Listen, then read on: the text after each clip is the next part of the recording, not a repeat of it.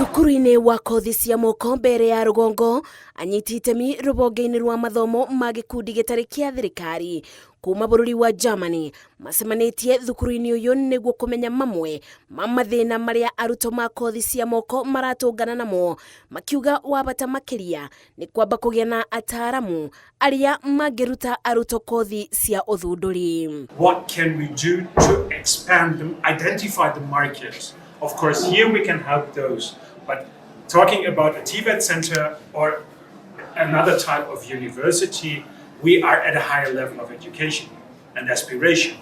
Kũringana na thukuru ũyũ, thengia na kwaga arutani a kũigana ma kũthomithia kothi iria ibeanĩtwo nĩ thirikari, wagi wa ũmenyo na ũtaaramu wa kĩrĩu nĩ ũmwe wa maũndũ marĩa maracokia mathomo na thutha. Of trainers.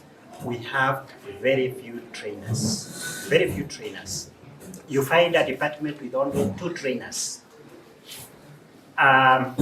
Most of these trainers, they are teaching over 40 hours. And 40 hours in a week is not a joke.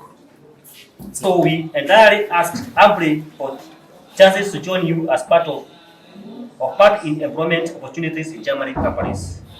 Mũmbunge wa mbere ya Rugongo Geoffrey Ruko ũgĩtĩrĩria arutwo mathomo ma kothi cia moko matingĩũrĩra amu kothi ici kaingĩ nĩcio iteithagĩrĩria andũ ethĩ kuona mawĩra. So let's take advantage of the time we are here and see whether we can establish collaboration and partnership to making a better society.